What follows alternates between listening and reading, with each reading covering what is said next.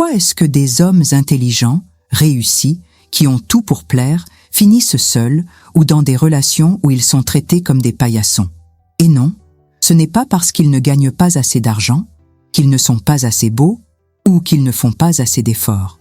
C'est quelque chose de bien plus sombre et humiliant.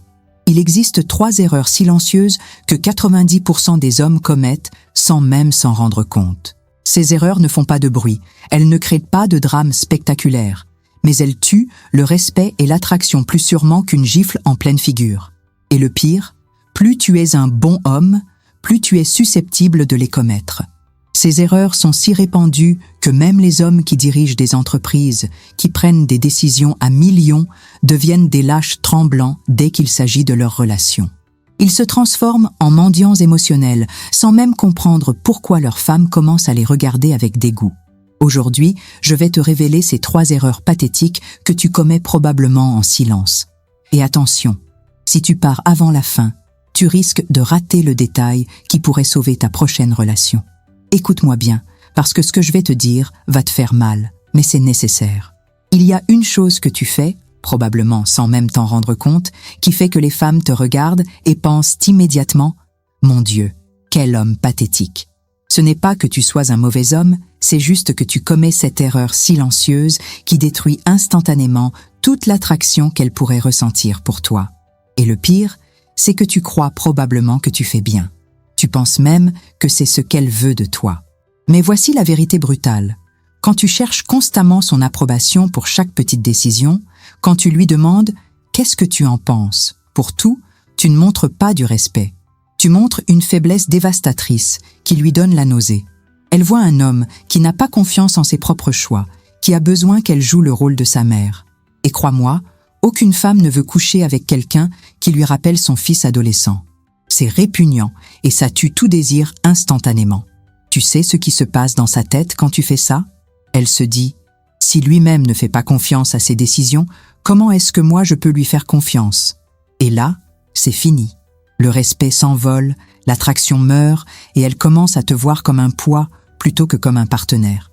Mais ce n'est que le premier des 3 erreurs humiliantes que je vais te révéler aujourd'hui. Parce que si tu penses que chercher l'approbation constante est grave, attends de découvrir la 2e erreur. Tu veux savoir ce qui est encore plus pathétique que chercher l'approbation? C'est cette lâcheté silencieuse que tu portes en toi comme un cancer. Tu sais exactement de quoi je parle, même si tu ne veux pas l'admettre. C'est quand tu évites les conversations difficiles, quand tu laisses les problèmes pourrir plutôt que de les affronter comme un homme. Tu préfères jouer l'autruche, faire semblant que tout va bien, plutôt que de dire ce que tu penses vraiment. Et tu crois que tu protèges la relation, mais en réalité, tu la détruis de l'intérieur. Cette lâcheté, elle se manifeste de 1000 façons différentes. Tu dis « oui » quand tu penses « non », tu acceptes des comportements inacceptables pour éviter le conflit, tu ravales tes vrais sentiments. Tu te dis que tu es mature et pacifique, mais ce que tu es vraiment, c'est un lâche qui a peur de défendre ses valeurs. Et les femmes le sentent, crois-moi. Elles sentent cette énergie de faiblesse qui émane de toi, cette peur de te battre pour ce qui compte. C'est répugnant, et ça leur donne envie de te tester encore plus fort. Le résultat? Elle perd tout respect pour toi parce qu'elle réalise qu'elle peut te marcher dessus sans conséquence. Elle commence à prendre des décisions unilatérales, à ignorer tes besoins, à flirter avec d'autres hommes devant toi. Parce que dans sa tête, tu as déjà accepté d'être un paillasson. Et quand tu te réveilles enfin, quand tu exploses après des mois de silence, elle te regarde avec dégoût et dit « Où était cet homme avant ?»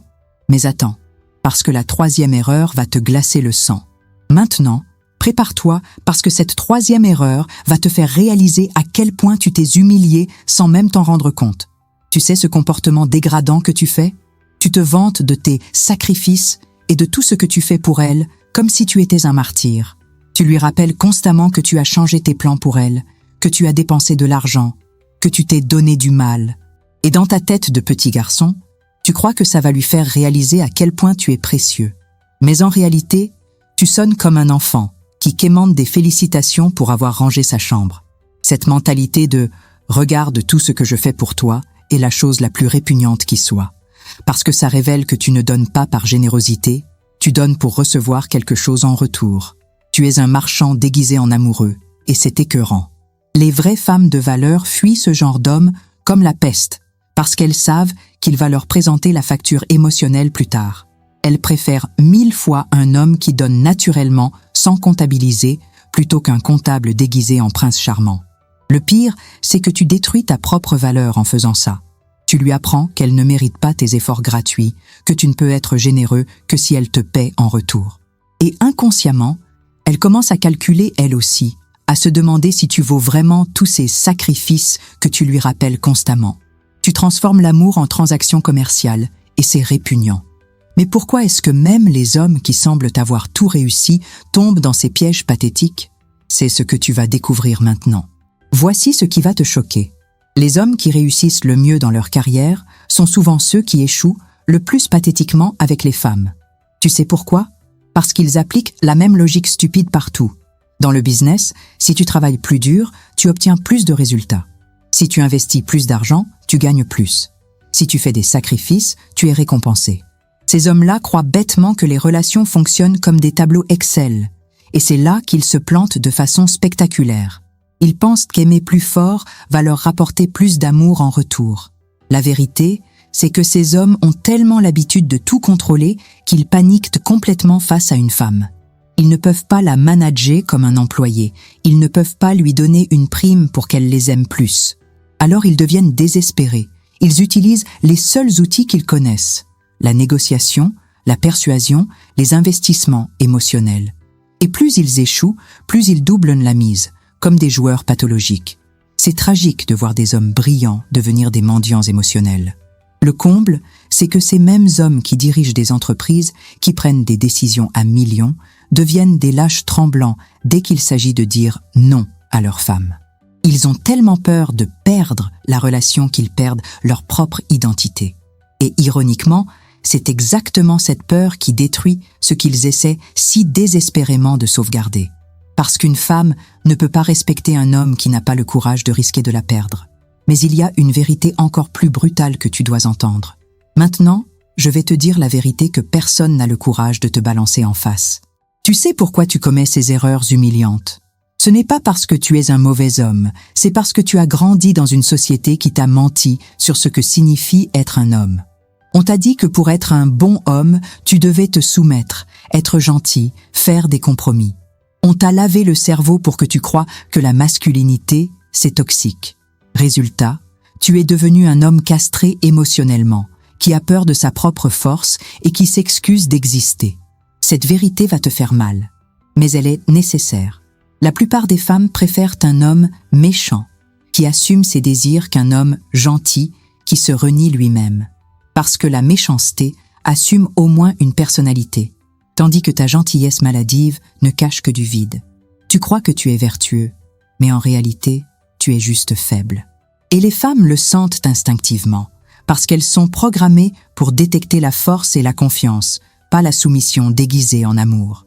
C'est cruel, mais c'est la réalité biologique que notre société politiquement correcte refuse d'admettre. Le plus tragique, c'est que tu as probablement déjà perdu des femmes incroyables à cause de ces erreurs. Elles sont parties parce qu'elles ne pouvaient plus te respecter, et tu n'as jamais compris pourquoi.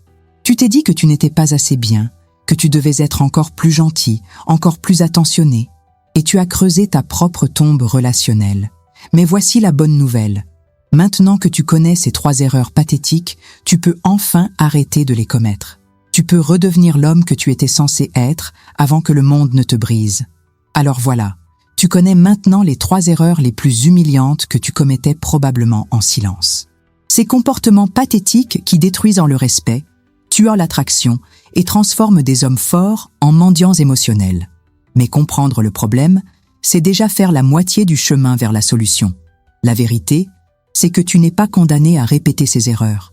Tu peux redevenir l'homme que tu étais censé être, celui qui assume ses désirs sans s'excuser, qui prend des décisions sans chercher l'approbation, qui affronte les conflits au lieu de les fuir.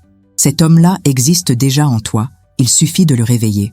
Mais maintenant, j'ai une question pour toi. Est-ce que tu vas continuer à commettre ces erreurs en faisant semblant que tu ne les connaissais pas?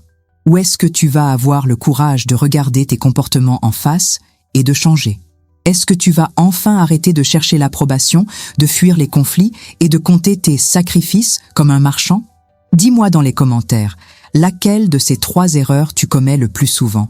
Et surtout, partage cette vidéo avec un ami qui en a besoin, parce que parfois, la vérité fait mal, mais elle libère. Abonne-toi si tu veux plus de vérités brutales comme celle-ci.